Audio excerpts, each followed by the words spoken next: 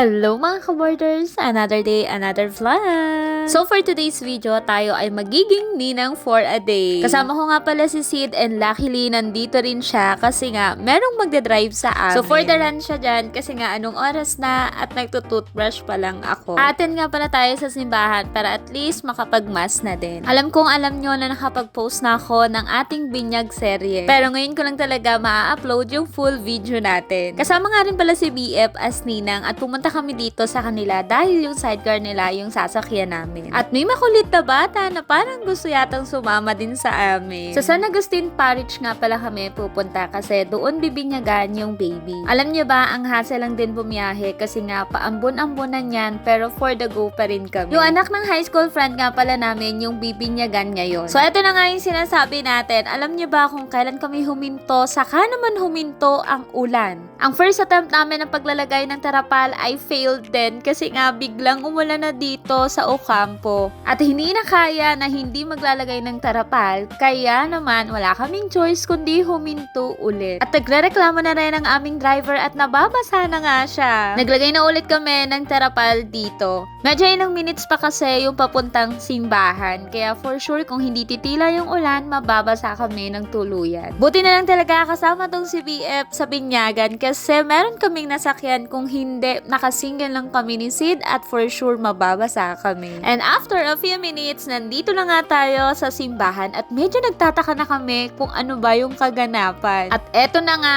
ang nangyari.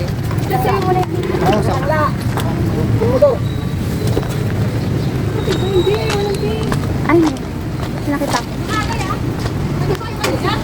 Tapos, ay! Di ba nakalagay sa atin? Seryoso ba? Oo, di ba nakalagay sa ano? O diba, tapos na ang binyagan. Tapos ang mga ninang late na talaga. So ang ginawa na lang namin, kaysa naman masayang effort namin sa pagpunta dito, nagpicture na lang kami dito kay baby. Alam niyo yung nakakatawa, for the effort pa kami talagang pumunta sa simbahan at nagsabi din kami kay Rachel. Tapos ang ending, makakarating nga pero late naman. Diyos ko po. Alam niyo ba, kung hindi pa nga umulan, for sure hindi na namin maaabutan sila dito sa simbahan. At eto na nga, tingnan nyo naman tong ninang na to. Diyos ko po, hirap na hirap sa pagbuhat ng bata. Alam nyo ba, naaawa na ako sa inaanak ko kasi tingnan nyo naman yung mukha. Ang ganda pero umiiyak. Na para bang pinagsisisihan na niya akong naging ninang. Hindi ko alam pero tama naman yung pagbuhat ko sa kanya. Hindi ko naman siya kinurot pero bakit ka umiiyak? Pero dahil si ninang ay ganda-gandahan at kailangan maganda tayo sa picture mo, kailangan naka-smile pa din kahit umiiyak na talaga. Tapos nung kinuha sa akin ni BF, aba, may pahalik pa nga talaga dito sa ninang niyang isa. Nagsusumbong ako dito sa ina at ayaw ka ako sa akin. Hindi ko talaga to bibigyan ng aginaldo sa Pasko. Hoy, grabe naman talaga tong si Nina. So for the reception na nga pala tayo dahil tapos naman na ang ceremony. Tapos na, no?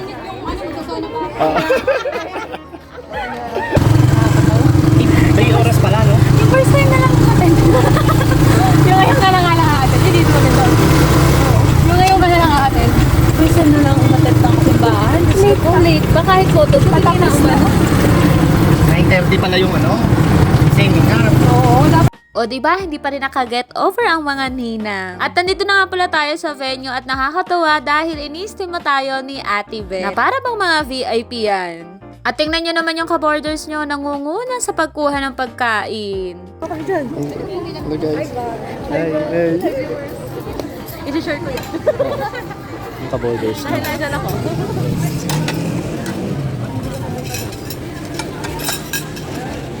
At syempre, ito na nga yung pinakaihintay natin, ang kumain. Pero nalungkot ako kasi dalawa yung putahe na VIP at hindi kumakain ang ka-borders nyo ng beef. At pagkatapos nga natin kumain, sinulatan ko na yung sobre na ibibigay natin kay Kumaring Rachel. Huy, parang mali, hindi talaga sa kanya. Alam ko kasi na sa kanya rin naman talaga mapupunta at siya ang papaldo. At speaking of... Kumaring magsasona. Magsasona na siya. Magsasona.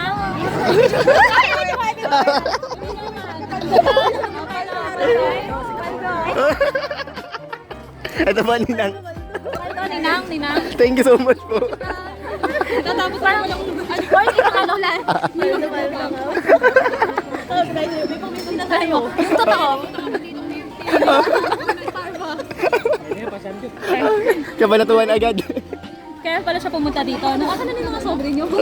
Kaya dyan. Ninang Perlin. Ninang Perlin, kaway po kayo mga ka-boarding.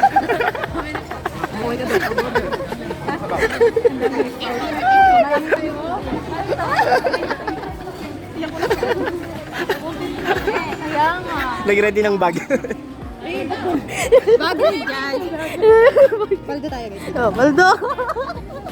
Oh, nakita niyo naman kung paano pumaldo yung nanay. After pala namin kumain, nag-picture taking din pala kami dito. Alam niyo, natuwa din ako dito kasi meron silang photo booth at in fairness, ang ganda rin ang quality ng picture. At meron kang makikip na memories. Suking-suki. Nakita ko naman. Na para bang merong hinunain? Si Kumaring Sona. Si Kumaring Sona.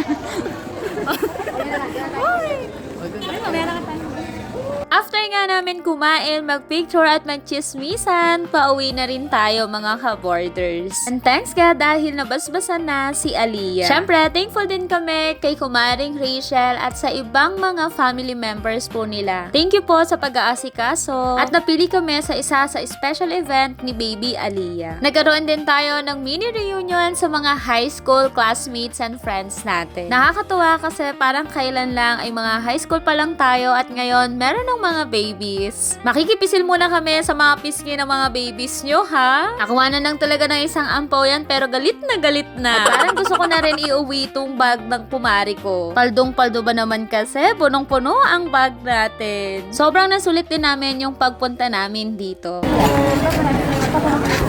So, yung pinaiyak mo pa, Chut.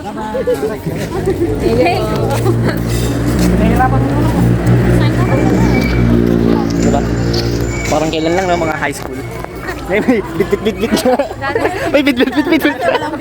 Dati mga libro ang bibet at ngayon. Sharon. Sharon. Yung wala pang mga hawak na anak.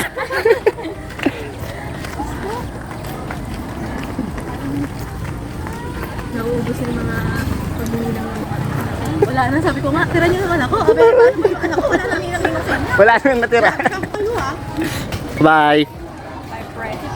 At nakauwi na nga tayo sa bahay at yung dalawa ay uuwi na. So yun lang. Thanks for watching. Bye-bye!